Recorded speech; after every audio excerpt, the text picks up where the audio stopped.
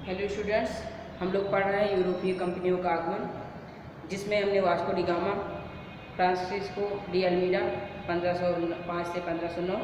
अब हम पढ़ रहे हैं फ्रांसिस्को डी अल्बुकर्क। अब हम अल्फ्रांसो डी अल्बुकर्क को पढ़ेंगे, जो 1509 से 1515 तक भारत में द्वितीय गवर्नर के रूप में, क्योंकि जो अल्मीडा थे वो प्रथम गवर्नर थे। अब हम लोग पढ़ेंगे अल्फ्रांसो डी अल्बुकर्क, जो द्वितीय गवर्नर के रूप में भारत में आए। उसके बाद अब हम ये देखेंगे कि इनका इम्पोर्टेंट क्या था, क्या क्या इन्होंने काम किया। इन्होंने ये जो कि अल्मीडा के पश्चात गवर्नर बन के आए, उसने कोचीन को अपना मुख्यालय बनाया। कोचीन कहाँ है? कोचीन ये भारत का जो निचला एक हिस्सा होता है, जैसे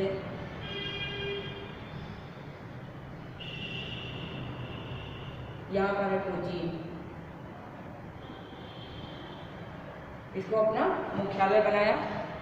और उसके बाद 1510 में बीजापुर के आदिल शाही यूसुफ सुल्तान से इन्होंने गोवा जीता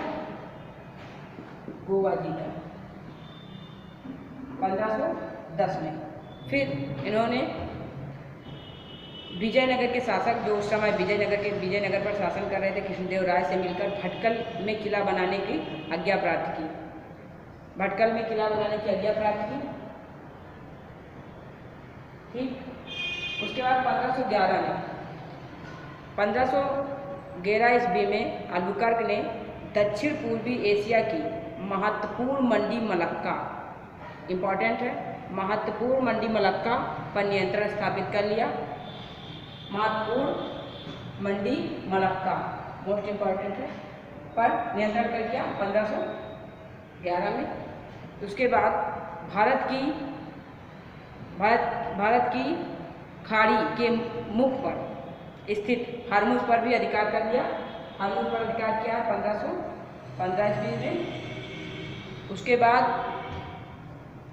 अल्बुकर्क भारत में, ये याद रखिएगा कि जब तक क्या कहते हैं, अपना अगर संबंध बनाना है, तो अगर किसी भी देश किसी से भी संबंध बनाना, तो सबसे पहले वैवाहिक संबंध स्थापित किए जाते हैं। तो अल्बुकर्क भारत में स्थायी पुर्तगीज आबादी बसाना चाहता था, इसलिए उसने स्वदेशवासियों को भारतीय स्त्रियों से विवाह करने के लिए प्रोत्साहित किया, ठीक। उसके बाद तो यहाँ से इनके ही टाइम से फिर वैवाहिक संबंध स्थापित हो जाते हैं अल्बुकर्क के टाइम से। फिर है 1515 में प्रथम चर्च। 1515 में प्रथम चर्च, ये मोस्ट इम्पॉर्टेंट है, सेंट जेवियर चर्च।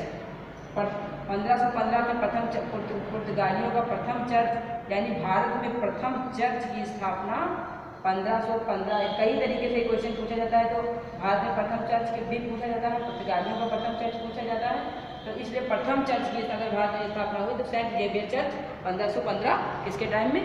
अल्बुकर्क के टाइम में। उसके बाद फिर दूसरी इनकी मोस्ट इम्पॉर्टेंट इन्होंने सती प्रथा, जो भारत का सबसे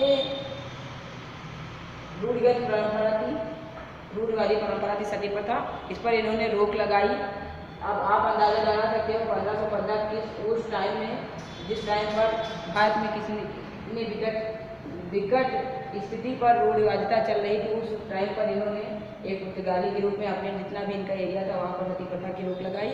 और उसके बाद इनकी 1515 में मृत्यु हो जाती है।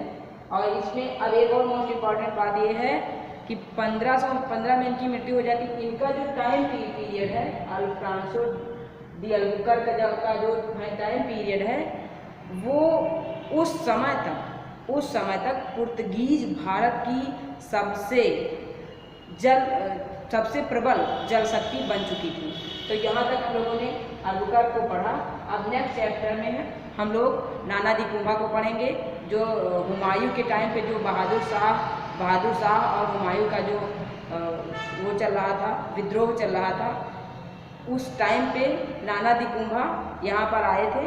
तो नाना दी कुंभा का बहादुर शाह से भी हड़प हुई थी और बहादुर शाह को इन्होंने मारा था। वो सारी चीज़ें हम आपको बताएंगे, और नाना दी कुंभा का पूरा जितना भी इन्होंने इम्पोर्टेंट कार्य किया, वो सारी चीज़ें भी हम आपको बताएंगे। तो इतना आप लोग तैयार करिए, और इसमें से सारी चीज़ें भी हम आपको जितना भी बता रहे हैं, उसमें से केवल क्वेश्चन ही पूछे जाते हैं, जितना क्वेश्चन पूछे जाते हैं उतना ही हम आपको बता रहे हैं। तो धन्यवाद बच्चों, तैयारी करिए आप।